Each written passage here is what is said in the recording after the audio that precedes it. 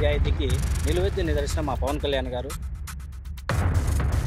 పవన్ కళ్యాణ్ గారికి అనేది స్వార్థం లేదమ్మా. అతను స్వార్థము కల్మిషం లేని వ్యక్తి భారతదేశంలో ఉన్నాడు అంటే ఒకటి నరేంద్ర మోడీ, రెండోది పవన్ కళ్యాణ్ అమ్మ. ఎంతమంది వచ్చినా ఒక మనిషికి చోటు ఉండే విధంగా పవన్ కళ్యాణ్ గారు చేస్తారు. కూటమి ప్రభుత్వం వచ్చింది, జనసేన వచ్చింది, మా పవన్ అన్న అధికారంలోకి వచ్చారు. మాకు చాలా చాలా చాలా ఆనందంగా ఉంది. నిజంగా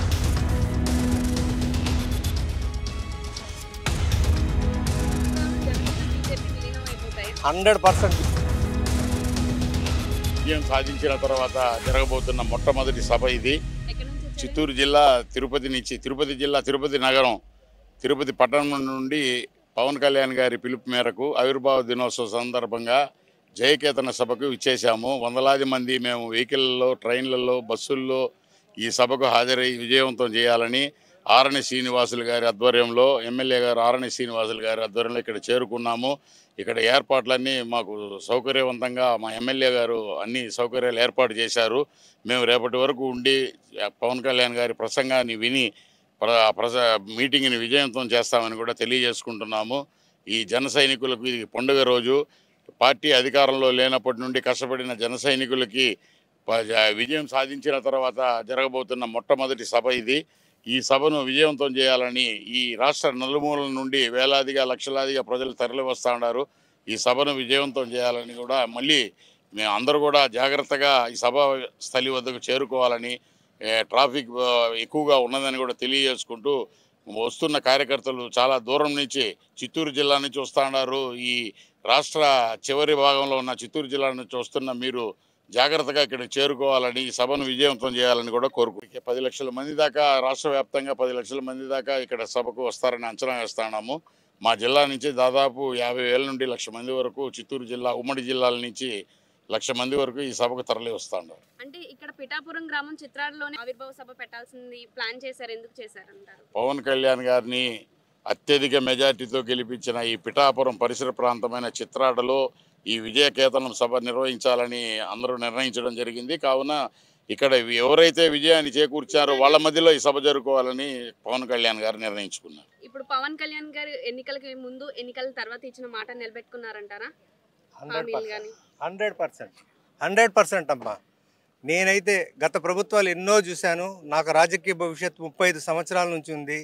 గత ప్రభుత్వంలో గత 7 నెలలు 8 నెలల్లో ఇంత అద్భుతంగా భారతదేశంలో నరేంద్ర మోడీ గారు, ఆంధ్ర రాష్ట్రంలో కూటమి ప్రభుత్వము ఇలాంటి పరిపాలనని గత ఎన్నడూ చంద్రబాబు నాయుడు గారి పరిపాలనలో కూడా ఇటువంటి పరిపాలన మేము ఎప్పుడు చూడలేదు. అంత అద్భుతంగా ఉంది. మేము తిరుపతిలో అయితే చాలా ప్రశాంతంగా ఉంది. ఈరోజు తిరుపతిలో ఏ రోజు ఏం జరుగుతుందో, ఎప్పుడేమవుతుందో, ఎప్పుడేమైపోతుందో అనే చాలామంది ఆలోచించేవాళ్ళు. ఈ రోజైతే తిరుపతి చాలా ప్రశాంతంగా నిద్రపోతుందమ్మా. అంటే తిరుపతి కూడా ఎక్కడ రాష్ట్రంలో ఎవరిని ఎత్తుకొని వచ్చి తిరుపతిలో నిలబెట్టినా కూడా మేము గెలిపిస్తామనేటట్టుగా ఒక సంకేతాన్ని జనసేన పార్టీ కూటమి నిరూపించింది. ఎన్నికలకు ముందు పవన్ కళ్యాణ్ గారు సనాతన ధర్మం గురించి మాట్లాడాల, ఎన్నికల తర్వాతే మాట్లాడుతున్నారు. కానీ ఆ రోజుల్లో ఆయన సనాతన ధర్మం గురించి అంత గట్టిగా మాట్లాడలేదంటే ఆ రోజులు అంత గట్టిగా రాలేదమ్మా. గవర్నమెంట్ వచ్చాక పరిస్థితులు లేదప్పుడు, కానీ గవర్నమెంట్ మారాక ఆ రోజుల పరిస్థితులు మరి వచ్చాయి కాబట్టి ఆయన మాట్లాడుతున్నాడు. రాష్ట్రంలో మతాలకి చిచ్చు పెట్టడానికి సనాతన ధర్మం గురించి మాట్లాడుతున్నారని కొంతమంది విమర్శిస్తున్నారు. నేను భారతీయ జనతా పార్టీ గురించి మాట్లాడుతున్నాను. మొన్న రీసెంట్లీగా శివరాత్రి రోజు రాయచోటిలో చాలా ఘోరాతి జరుగుతూ ఉన్నాయి. సనాతన ధర్మం అనేది కానీ జరగకపోతే రాబోయే రోజుల్లో వెరీ బ్యాడ్గా ఉంటుంది. సనాతన ధర్మం అనేది కులాలు వద్దమ్మా. సనాతన ధర్మం అనేది ఇంపార్టెంట్. సనాతన ధర్మాన్ని మనం కాపాడుకోవాలి, కానీ కులాలే వద్దు మనకు. సనాతన ధర్మం భారతదేశం ఒకటే. జనసేన బీజేపీ విలీనం అయిపోతాయా? 100% విలీనం అవ్వదమ్మా. పవన్ కళ్యాణ్ చాలా స్ట్రాంగ్ అవుతాడు, నరేంద్ర మోడీ గారు ఇంకా చాలా స్ట్రాంగ్ అవుతారు. భారతదేశం అంతకన్నా ఎక్కువ స్ట్రాంగ్ అవుతుంది, ప్రపంచ దేశాల్లో మొదటి స్థానానికి వచ్చేస్తుంది. అంటే సౌత్ లో పవన్ కళ్యాణ్ ఉపయోగించుకుని మోడీ గారు బీజేపీ ప్రభుత్వాన్ని స్ట్రాంగ్ చేయాలని మా మోడీ గారికి ఉండే చరిష్మాతో పవన్ కళ్యాణ్ గారి చరిష్మా కలిస్తే కొండ 2 కొండలు కలిస్తే గోల్కొండ అవుతుందమ్మా. నేనైతే చూస్తున్నా నేను చాలా మహానాడు, తెలుగుదేశం మహానాడుకు కూడా వెళ్ళాను, కానీ ఇంత అద్భుతంగా కార్యకర్తలకి ఇంత సమన్యాయము, సమతుల్యము జరగడం అనేది నేను ఫస్ట్ టైం చూస్తున్నానమ్మా. కూటమిలో చూస్తున్నా. ఎలా ఉండబోతుంది అంటారు ఈ సభలో? అద్భుతంగా ఉంటుందమ్మా. అంటే పవన్ ఇప్పటి వరకు కళ్యాణ్ జరిగిన గారికి సభలు ఒకటి, పవన్ కళ్యాణ్ గారికి అనేది స్వార్థం లేదమ్మా. అతను స్వార్థము కల్మిషం లేని వ్యక్తి భారతదేశంలో ఉన్నాడు అంటే ఒకటి నరేంద్ర మోడీ, రెండోది పవన్ కళ్యాణ్ అమ్మా. ఎక్కడి నుంచి వచ్చారండి? కడప జిల్లా మైదుకూరు నియోజకవర్గం నుంచి వచ్చామండి. ఈరోజు రేపు జరగబోయే 12వ ఆవిర్భావ దినోత్సవానికి 11 ఏళ్ళ నిరీక్షణ తర్వాత, చాలా కష్టాల తర్వాత, చాలా అవమానాల తర్వాత మా ఇంట్లో జరగబోయే పండగలాగా జన సైనికులకు అందరికీ ఆంధ్రప్రదేశ్ తెలుగు రెండు ఆంధ్రప్రదేశ్ తెలంగాణ రాష్ట్ర ప్రజలందరికీ రేపు 14న జరగబోయేది ఒక పండుగ ఉత్సవం లాంటిది. అదేవిధంగా ఈ జయకేతన ఉత్సవం జరుపుకోవడానికి మేము మైదుకూరు నుంచి 4 బస్సులు, అదేవిధంగా రైళ్లు, మా సొంత వెహికల్ను పెట్టుకొని దగ్గర ఒక 3000 నుంచి 4000 మంది ఇక్కడికి చేరుకోవడం జరిగింది. మా వెనక ఇంకా ఒక 10-15 బస్సులు ఈరోజు ఈవినింగ్ 3 గంటలకు స్టార్ట్ అవుతాయి.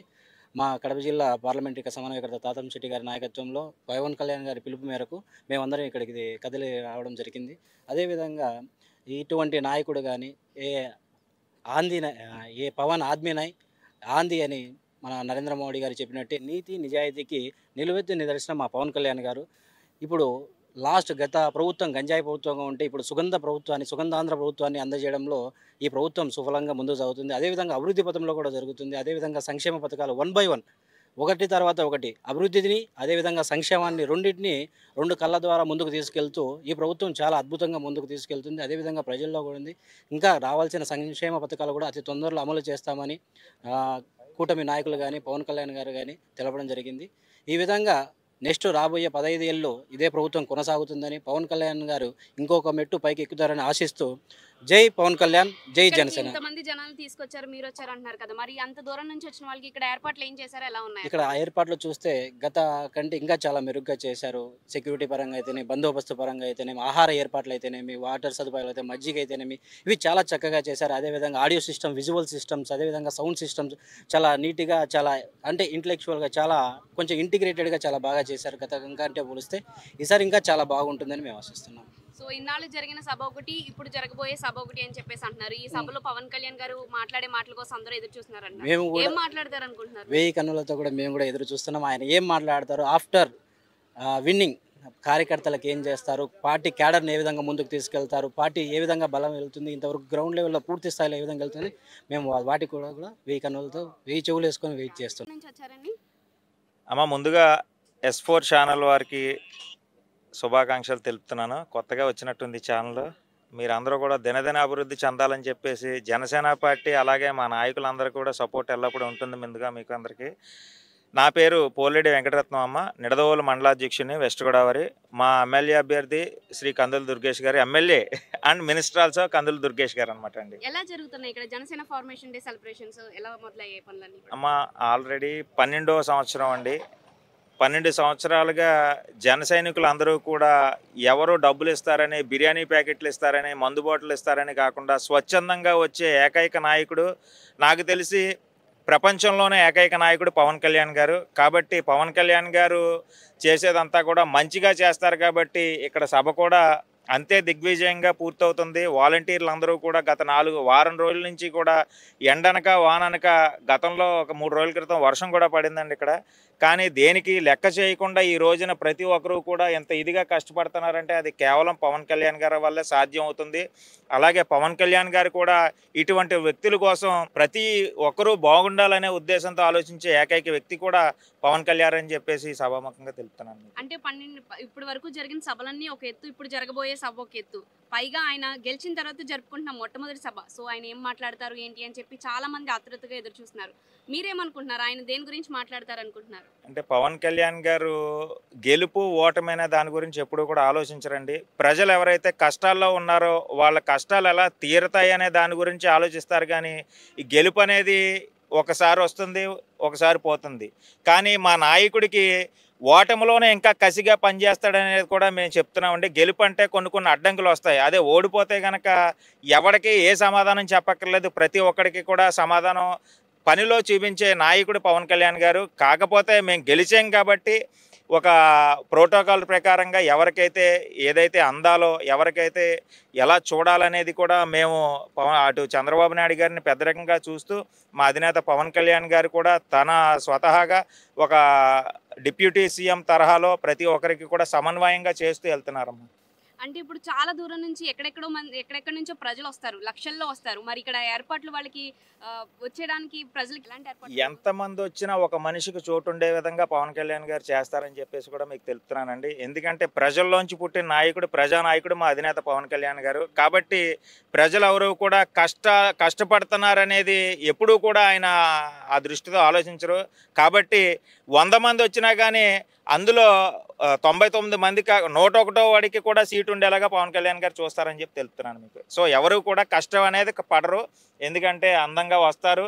అక్కడ ఎవరికి వారికి భోజన సదుపాయం కలిగించారు, అలాగే మెడిసిన్ ఏదైతే ఉందో వాళ్ళకి సహకరించారు, అలాగే వాటర్ ప్యాకెట్స్ ప్రతిదీ కూడా వచ్చిన వాళ్ళందరూ కూడా ఆనందంగా వచ్చి అదేవిధంగా ఆనందంగా వెళ్ళేలాగా పవన్ కళ్యాణ్ గారు చేస్తారని చెప్పేసి, అలాగే నాదెండ్ల మనోహర్ గారు, అలాగే మా కందుల దుర్గేష్ గారు ప్రతి ఒక్కరు కూడా అహర్నిశలో, బొలిశెట్టి శ్రీనివాసరావు గారు అందరూ కూడా గత వారం రోజుల నుంచి కూడా నిద్రాహారాలు మానుకొని ఈ ప్రదేశంలో ఈ కార్యక్రమం ఎంత ఇదిగా దిగ్విజయంగా పూర్తయి ప్రతి ఒక్కరూ కూడా ఆనందంగా వెళ్లే విధంగానే మా నాయకుడు చూస్తాడని చెప్పేసి కూడా తెలుపుతున్నాను మీకు. అలాగే ఇప్పుడు పవన్ కళ్యాణ్కి ముందు, పవన్ కళ్యాణ్ తర్వాత ఎలా ఉంది ఈ ఆంధ్రప్రదేశ్ ప్రభుత్వం మొత్తం? పవన్ కళ్యాణ్ ముందు తర్వాత ఎప్పుడు కూడా ఒకలాగానే ఉంటుందండి ఆంధ్రప్రదేశ్.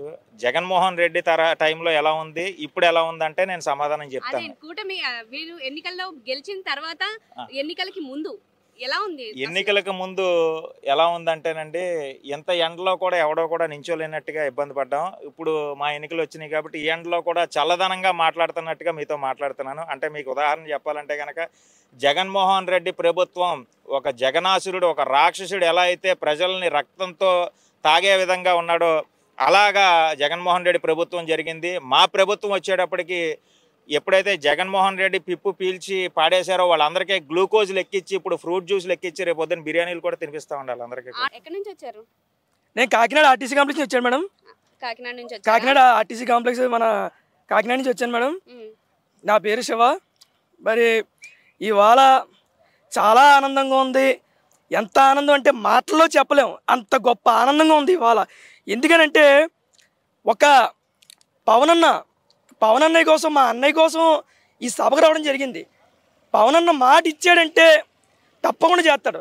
ఇదివరకు రాజకీయ నాయకులు చాలామంది మాట ఇచ్చారు, కానీ వాళ్ళు ఎవరు చేయలేదు. వాళ్ళు ఎవరు చేసినా పవన్ అన్నకు మించి ఎక్కువ మాటలు ఇవ్వలేదు, ఎక్కువ చేయలేరు. ఇదివరకు గత వైసీపీ ప్రభుత్వం అయితే పెన్షన్ 3000 ఇవ్వడం, 3 సార్లు మైకులో చెప్పించుకోవడం చాలా బాధ అనిపించేది. మా అందరినీ కూడా చాలా ఇబ్బంది పెట్టేవారు. నిజంగా ఎలా ప్రవర్తించేవారంటే, నిజంగా ఇలా ఈయన గురించి చెప్పకపోతే, జగన్ గారి గురించి చెప్పకపోతే మీ పెన్షన్ తీసేస్తాం, లేకపోతే మీ పథకాలు ఆఫ్ చేస్తాం అని భయపెట్టేవారు. నిజంగా అప్పుడు అలా కాదు. నిజంగా కూటమి ప్రభుత్వం వచ్చింది, జనసేన వచ్చింది, మా పవన్ అన్న అధికారంలోకి వచ్చారు. మాకు చాలా చాలా చాలా ఆనందంగా ఉంది. నిజంగా ఇవాళ ఎంత హ్యాపీగా ఉందంటే, దేవుడు ఎక్కడ ఉండడు, మనిషి రూపంలో ఉంటాడు. ఆ దేవుడే మా పిఠాపురం ఎమ్మెల్యే గారి తాలూకా మా పవన్ అన్న అని చెప్తున్నాను నిజంగా. మరి వాళ్ళు జనసేన ఫార్మేషన్ డేకి వచ్చారు కదా, మీరు కొంచెం హ్యాండిక్యాప్డ్, మరి ఈ జనంలో మీకు ఇబ్బంది కలుగుతుందని మీరు అనుకోవట్లేదు? అసలు ఎలాంటి ఇబ్బంది ఉండదండి. మాకు ఇబ్బంది అనేది మేము ఫీల్ అవ్వం. అసలు మా పవన్ అన్న కోసం ఎంత దాకానే వెళ్తాం, నిజంగా ఎక్కడ దాకానే వెళ్తాం. ఈ జనం పర్లేదు. మేము ఏంటంటే ఇందాక మా అన్నయ్య ఆదనే చెప్పినట్టుగా, దయచేసి మీరు ఎవరో కూడా కంగారు పడి మీ ప్రాణాలను మీరు తెచ్చుకోవద్దు. దయచేసి అందరికీ రిక్వెస్ట్ చేసి చెప్తుంది ఏంటంటే, మన ప్రాణం మనం బాగుంటేనే కదా అంతా బాగుండేది. మన కుటుంబ సభ్యులు మన కోసం, మీకోసం ఎంతోమంది ఎదురు చూస్తారు. మీ అమ్మగారు కానీ, మీ నాన్నగారు కానీ, మీ సిస్టర్స్ కానీ, మీ బ్రదర్స్ కానీ ఎంతోమంది ఎదురు చూస్తారు. అలాంటి వారు మీరు మీ ప్రాణాలను తెచ్చుకోవద్దు. దయచేసి మీరు బాగుండాలి. ఇప్పుడు ఈ పండగ సెలబ్రేషన్స్ ఎలా ఉండబోతున్నాయి? చాలా అండి. నిజంగా అయితే కుంభకోణం జరిగింది, ఇది కుంభకోణం 2. నిజంగా నిజం.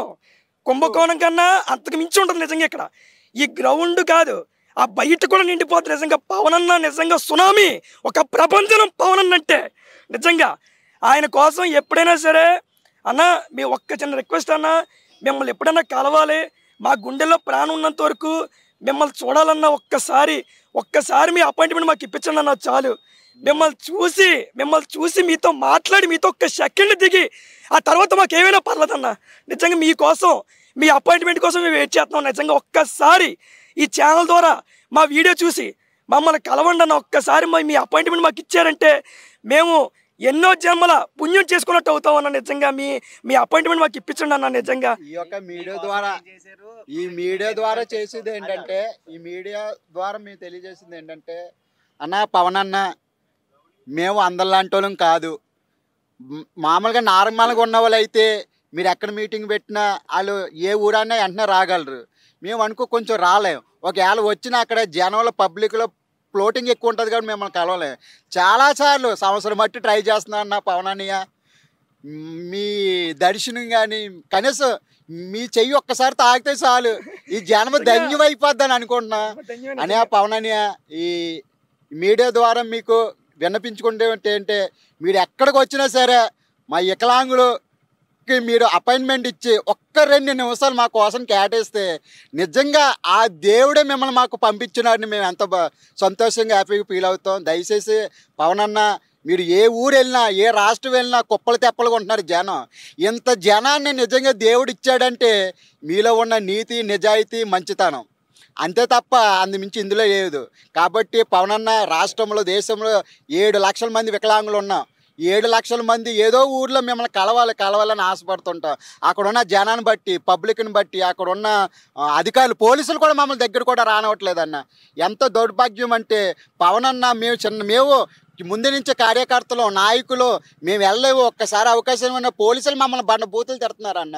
పవన్ అన్న, దయచేసి ఇంకా మీడియా మిత్రుల ద్వారా మీకు తెలియజేసుకుంటే ఏంటంటే, మీరు ఏ రాష్ట్రంలో, ఏ గ్రామంలో, ఏ పట్టణంలో మీటింగ్ పెట్టినా సరే మా వికలాంగులకి ఒక్క 2 నిమిషాలని అపాయింట్మెంట్ ఇవ్వాల్సిందిగా పవన్ అన్న మిమ్మల్ని వేడుకున్నా. ఎందుకంటే వాళ్ళైతే అన్ని చోట్ల రాగలరు, మేము రాలేము. మీరు మంచి మనసున్న వ్యక్తి. అంతేందుకు మీరు రోడ్డు మీద వెళ్తుంటే ఎవరైనా మా దివ్యాంగులు ఒక్క జెండా పట్టుకుంటే కనిపిస్తే చాలు, ఆ ముఖ్యమంత్రి హోదానా సరే పక్కన పెట్టేసి ఒక నార్మల్, ఒక ఆర్డినరీ మనిషిలాగా మాతో పాటు నేల మీద కూర్చుని మాట్లాడే అంత గొప్ప నాయకుడు భూప్రపంచంలో ఎవరో లేరు. ఒకవేళ ఉన్నారంటే అది కొణిదెల పవన్ కళ్యాణ్, ఆంధ్రప్రదేశ్ ఉప ముఖ్యమంత్రి. దయచేసి పవన్ అన్న, మమ్మల్ని మేము ఎక్కడున్నా సరే మాకు ఒక్క 2 నిమిషాలన్నా మీ దర్శనం మాకు కావాలి, మీ అపాయింట్మెంట్ మాకు ఇప్పించాలి.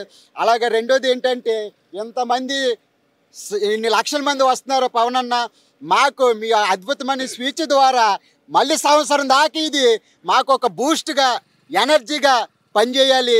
రాబోయే కాలంలో ప్రజల సమస్యలు తీర్చుకుంటూ పోతూ మళ్ళీ మన ప్రభుత్వం రావాలి, ప్రజలకు మేలు జరగాలి. జై జనసేన, జై పవన్ కళ్యాణ్.